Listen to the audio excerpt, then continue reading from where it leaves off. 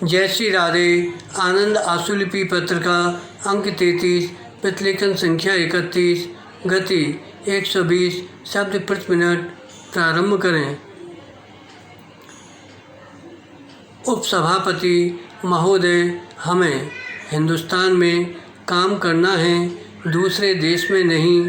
हमें दूसरे देश की हालत यहाँ पैदा करने की कोशिश नहीं करनी चाहिए। हाँ, कुछ ऐसे नियम, कुछ आदर्श और उद्देश्य आवश्यक होते हैं जो भिन्न भिन्न देशों के लिए ही नहीं बल्कि भिन्न भिन्न युगों के लिए भी आवश्यक होते हैं और वे बदलते नहीं। भारत ने भी इस तरह के कई प्रकार के नियमों को सामने रखा है और मैं आशा करता हूँ कि वह उन पर डटा रहेगा। साथ ही मैं दिल से आशा और विश्वास करता हूँ कि भारत अपने पुराने ज़माने के बहुत से अंधविश्वासों और उन बहुत सी बुरी बातों को छोड़ देगा जो लोगों का ध्यान आवश्यक चीज़ों की तरफ से हटा देती हैं। विराम। भविष्य की उन्नति के लिए हमारी जो योजना हो उसका लक्ष्य भारत की विविधता को मिलाकर एक करना होना चाहिए। जब मैं योजना आयोग की रिपोर्ट के इन दो भारी भारी खंडों को देखता हूँ तो मेरे मन के सामने एक बहुत बड़ा चित्र आकर खड़ा हो जाता है।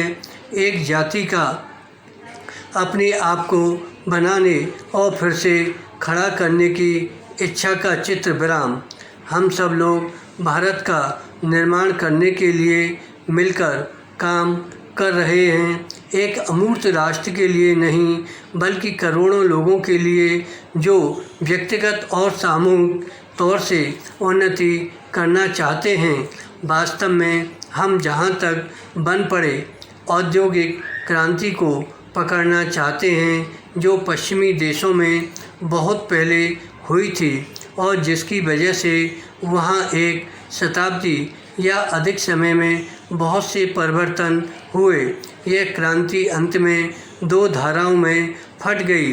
एक का बहुत अधिक विकास संयुक्त राज्य अमेरिका में हुआ और दूसरी का सोवियत संघ में जाकर विकास हुआ।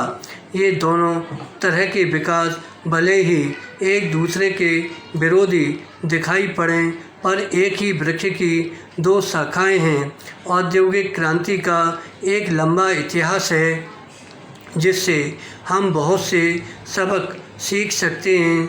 जब हम भारत के बारे में विचार करते हैं तो हो सकता है कि हम यूरोप के इतिहास के ढंग से सोचने की गलती करें।